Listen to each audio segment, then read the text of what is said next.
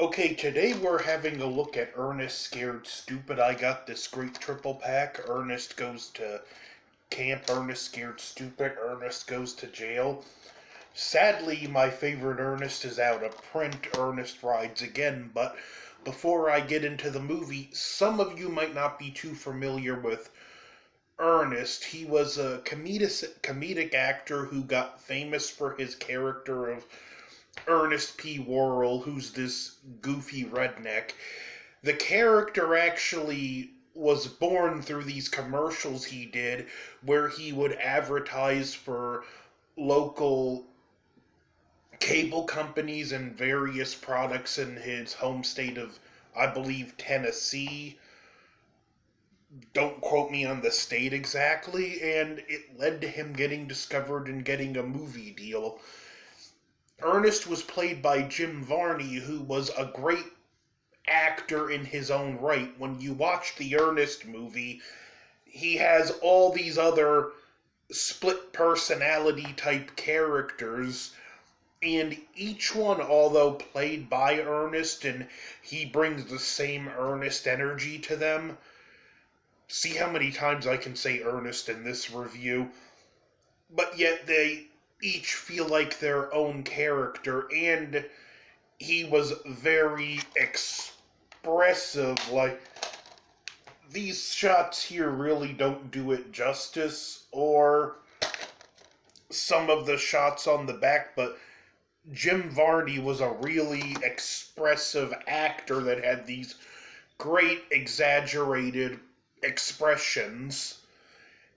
Anyway, the film starts in the past. This troll's chasing a kid and gets captured by Ernest's ancestor, who binds the troll to a tree, and the troll gives a prophecy that one day one of his descendants, spoiler alert, it's Ernest, will release him from the tree.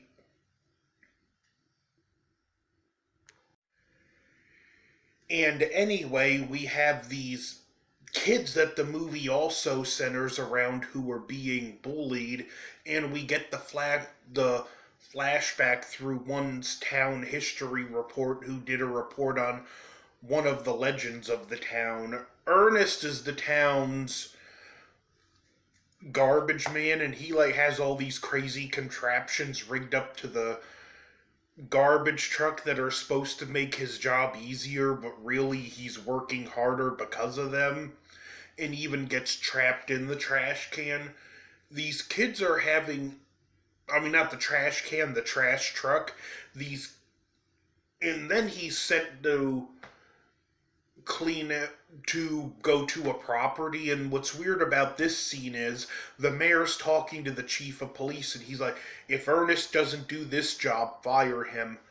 What does the chief of police have to do with firing the a sanitation worker? That's like, hold on, that's like the receptionist at City Hall having to fire the guy that works at the local convenience store. One job has absolutely nothing to do with the other, but he goes to Eartha Kitt's property, who's a big part of the plot. She's actually connected to the goings on, and then it goes to him helping the kids build a treehouse so they can escape the bullies. And he, of course, builds it on the tree that sealed up the troll. And this is where I blame Eartha Kitt for everything that happens in the plot. She's naturally terrified because it's Ernest P. Worrell, the descendant, the only one that can release the troll. So she tells him the legend and how he would have to knock on the tree and say, I summon thee forth, Trentar. Ernest would have not known that, and Ernest would have not told it to the kids, knocked on the tree, and said the words if she didn't tell him the legend. So this is all her fault. Anyway, the troll gets loose, and we have really great slimy creature effects. This troll actually looks really good and still holds up today. And he goes around and he needs these kids. He grabs them, turns them into these little wooden statues, and puts them in the tree. And once he gets 5 of them, it will begin to awaken. It will awaken all these other trolls. You see these little, like, sprout things growing on the tree, and that's his army. This is a kids' movie, and the trolls do turn out to have a really goofy weakness, which I'll get into, and we just have Ernest knowing what's happening because he's the first to encounter the troll, and him trying to stop the troll and convince the town people, the kids helping him and trying to convince their parents. And it just kind of spins its wheels in a good way like that. This is a kids' movie, so it doesn't get too deep, but it's fun. It still has some good moments and some legitimately eerie moments, like after the one girl gets turned, the troll is chasing after her friend and speaking in her voice, and that's a real good horror moment in and of itself. Eventually they realize it's Milk.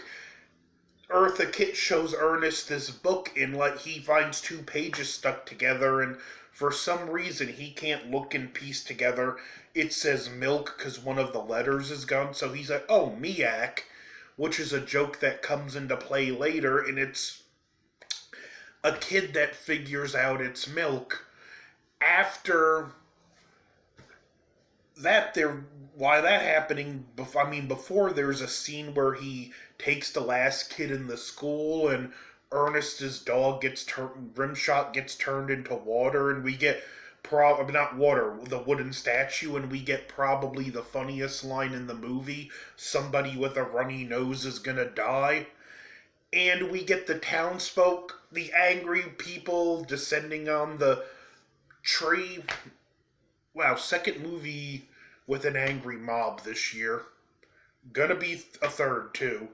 But they show up. Ernest is trying to catch the sprouts, but they keep falling, and it's the kids who show up with water guns and milk to stop them. And what I like is one of the last kid taken is the brother of one of the bullies, and the other one goes up to one of the main kids, and he's like, let's get this thing. And the kids go into action against the trolls. Ernest still gets his funny moments, and we still get the great effects. I'm not going to go into too much more because I want you to see this movie, and it has a funny but interesting finale. Ernest is in the treehouse. All of his split personalities get their moments to shine, which, again, if you've never seen an Ernest movie, I'm not going to go into detail about them because you really would want to see this for yourself and experience those characters. And at points, this movie, for a kid's movie, has some surprisingly gruesome effects. The aftermath of what's left when a troll gets doused with milk is surprisingly gruesome for a kid's movie.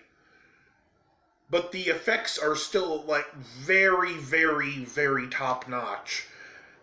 And that's been one of this film's strongest strengths. Probably the second one after Jim Varney as Ernest.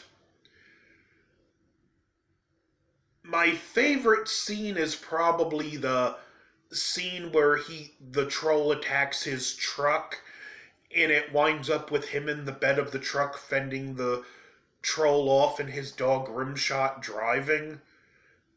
That was a hilarious scene.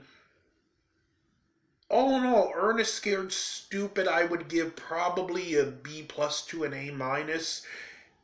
If you want to watch something, if you're around my age and see something that kind of captures the fun of what Halloween was when we were kids, this movie will do it. If you have kids and you want to watch a family-friendly horror movie with them, this will do it. Or even if you didn't grow up on Ernest and you just want to watch a funny movie for around Halloween time, this'll do it. I highly recommend this set.